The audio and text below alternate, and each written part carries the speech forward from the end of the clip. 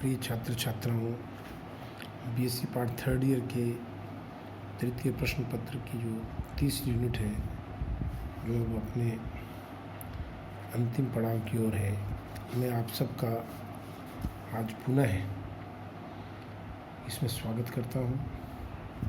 Electronics और ठोस अवस्था युक्तियाँ नामक इस प्रश्न पत्र के तृतीय यूनिट के ट्रांजिस्टर तथा ट्रांजिस्टर प्रवर्धक वाले चैप्टर में हमने अब तक ट्रांजिस्टर प्रवर्धक उसका एच प्रचाल में विभिन्न अभिविन्यासों के साथ विश्लेषण किया। वहाँ एक नाम मैंने आपको सुनाया था कि भाई प्रचालन बिंदु क्यू पॉइंट क्या होता है। तो बायसीकरण भी ऐसी व्यवस्था होती है जिसमें किसी ट्रांजिस्टर के प्रचालन हेतु दिष्ट वोल्टता प्रदाय द्वारा उत्सर्जक आधार संधि को अग्रबायसित तथा संग्राहक आधार संधि को पश्चबायसित किया जाता है।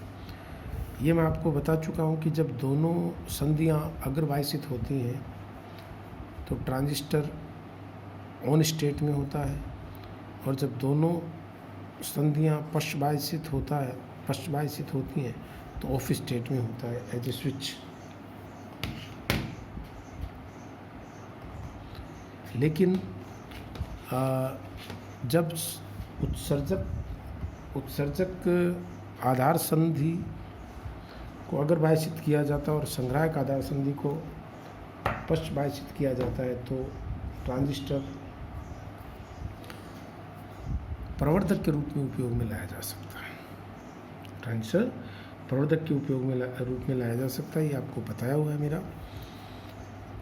तो ये करने के लिए और प्रचालन बिंदु को, ये देखिए इसमें जो प्रचालन बिंदु है वो अभिलाक्षणिक वक्रों के मध्य भाग में होना चाहिए, जो कि उसका सक्रिय भाग है।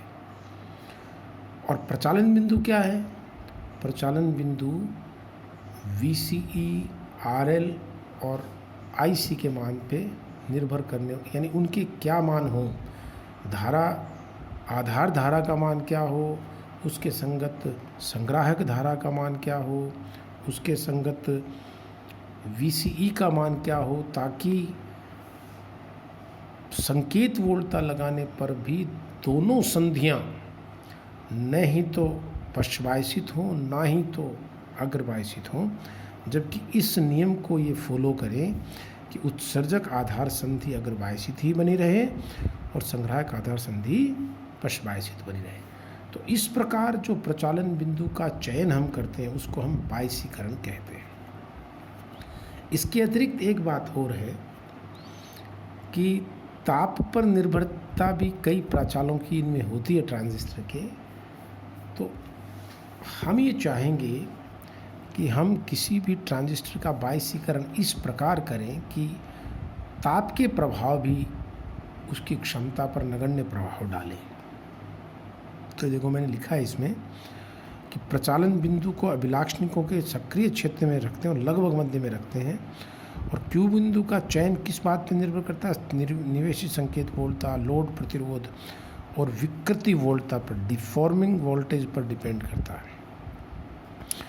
विकृति वोल्टता का तात्पर्य ये है कि वह निवेशी संकेत का मान जिसके कारण ट्रांजिस्टर ऑन अथवा ऑफ स्टेट में चला जाए और उस दौरान वो प्रवर्धक की भांति कार्य नहीं करेगा तो निर्गम वोल्टता विकृत हो जाएगी।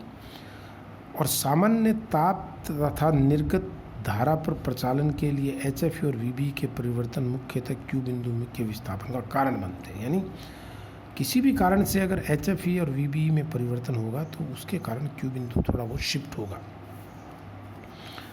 अतः उचित बायस के द्वारा क्यू बिंदु पर उपरोक्त प्रभाव को नगण्य बनाने का प्रयास हम करते हैं। इसके लिए दो तरह की बायस हम यहाँ पढ़ेंगे।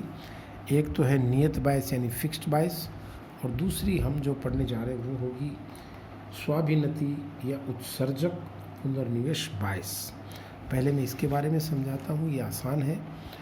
देखिए कॉमन एमीटर कॉन्फ़िगरेशन में RB रेजिस्टेंस यानी बायस रेजिस्टेंस जिसके द्वारा इस आधार उत्सर्जक संधि को अग्रबायस प्रदान की जाती है, और इसी शक्ति प्रदायक की एक वोल्टता का ड्रॉप इस प्रकार होता है कि कलेक्टर बेस जंक्शन रिवर्स बायसित हो जाए। इनपुट को हम एक कैपेसिटर के थ्रू यानी संधारित्र के थ्रू देते हैं ताकि केवल प्रत्यावर्ती भाग ही उसका इन संकेत के रूप में प्रकट हो, और इसी के प्रकार से हम आउटपुट नापते हैं। तो परिपथ के अनुसार लोड प्रतिरोध RB बायस प्रतिरोध कहेंगे, और VCC प्रदाय के आधार पर नियत धारा पहुंचाई जाती है। तो इस आधार धारा को हम कैलकुलेट इस किरचॉफ के नियम से करते हैं। देखिए VCC माइनस IB RB, अगर यहाँ IB धारा है इसमें, तो VCC minus IB RB minus VB बराबर 0, यहाँ ग्राउंड की वोल्टेज 0 है, तो IB का मान ये आ जाएगा। अब आपको मालूम है VCC का मान कई वोल्ट होता है, VB का मान मिली वोल्ट की कोटि का होता है। तो मैं बात लिखता हूँ आपके लिए, क्या है कि चूँकि VBE का मान मिली वोल्ट की कोटि का और VCC का मान कुछ वोल्ट की कोटि का होता है,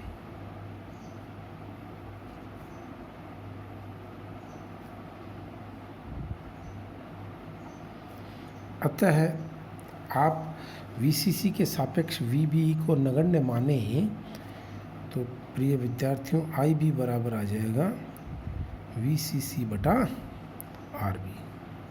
ये पहली समीकरण आ गई, ये लगभग नियत धारा हो गई। अब इसी कारण से IB जब नियत मान रहे हैं हम, तो इसी कारण से इसको नियत बायस कहते हैं। ये प्रश्न अगर आपको कोई पूछे कि इसको नियत बायस क्यों कहते हैं, तो इसका नियत बायस का कारण है इसमें आधार धारा कांस्टेंट या नियत रहेगी। अब निर्गम परिपथ में आपके पास जो समीकरण होगी, ये देखिए निर्गम परिपथ में क्या होगी। निर्गम परिपथ में ये रहा अपना परिपथ, ये देखिए ये रहा। इस परिपथ में यहाँ पर लगाइए तो VCC ICRL प्लस VC यानी VCC minus ICRL minus VC बराबर 0 हो जाएगा। तो ये मैं आपके लिए लिख देता हूँ। तो निर्गम परिपथ में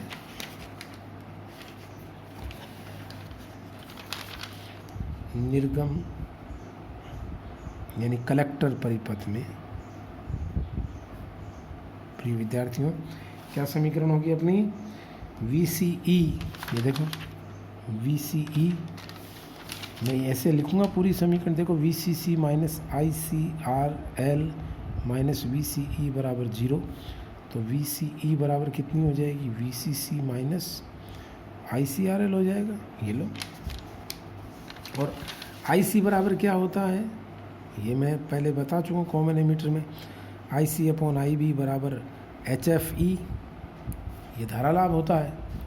तो आप देखिए IC बराबर HFE IB, इसलिए आउटपुट वोल्टेज VCE बराबर कितना आ जाएगा, VCC minus HFE IB RL हो जाएगा। इस समीकरण में मान रख दो, ये देखो ये IC की वैल्यू रख दीजिए यहाँ पे। तो VCE बराबर VCC minus HFE IB RL होगी। अब मज़ेदार चीज़ ये है कि ये तो हमने चलो नियत मान लिया, VCC भी नियत है, RL भी नियत है, और IB को भी हमने लगभग मैंने जैसा कहा नियत है। तो अगर ताप से कोई भी प्रभाव HFE पर पड़ता है तो इससे Q बिंदु विस्थापित हो जाता है। तो ये लिखते हैं अपन इस बात को कि यद्यपि VCC तथा RL नियत हैं, लेकिन ताप के कारण HFE बदले तो VCE बदले, अर्थात Q बिंदु बदल जाएगा। तो ऐसे में ये बायस बहुत अच्छी ताप के सापेक्ष नहीं है, इसका उपयोग कम करते हैं। तो VC बदले अर्थात Q बिंदु